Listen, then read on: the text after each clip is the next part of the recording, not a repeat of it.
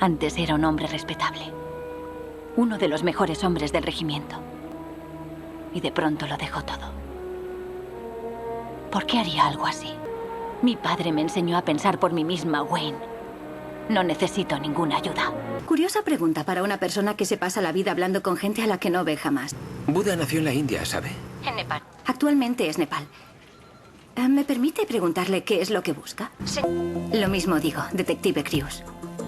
Este cáncer suele responder bien a la quimioterapia. Hay una clínica cerca de su trabajo. Concertaremos una cita. Anita, es muy común que la primera señal que las mujeres notan con este cáncer sea dolor durante el coito. Sin ese hombre maravilloso, podría haberlo detectado demasiado tarde. ¿Estás bien, cariño? Eres muy guapa. Vengo a decirte que estás despedida. ¿Lo ves? Ya está. Como nueva. ¡Ya voy! ¿Qué? No sabría decirlo. Si conseguía comida de los visitantes y si ha estado viviendo en una cabaña, puede hacer años. No llevaba ningún collar. No, pero tenemos algo mejor. Lleva un microchip bajo la piel.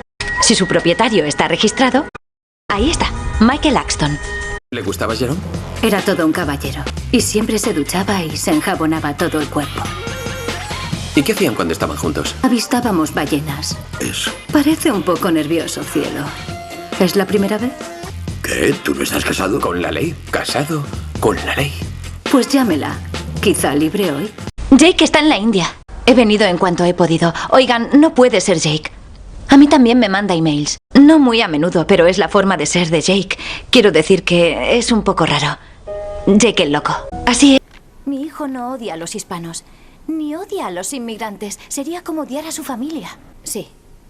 Sabe que esas palabras hacen daño y por eso no las usa nunca. Se equivocaron. ¿Cómo podían creer que soy una groncho? Una palabra que usamos en Buenos Aires. Nunca le enseñé esa palabra a mi hijo. No, pero le ha enseñado la actitud. No. Él siempre estaba hablando de venganza. Yo siempre le decía que no, que el gobierno chino es demasiado fuerte. Ellos le mataron. Y me matarán a mí. 62.000. Todos nuestros ahorros. Creí que Scott me mataría, pero lo entendió. Y me perdonó.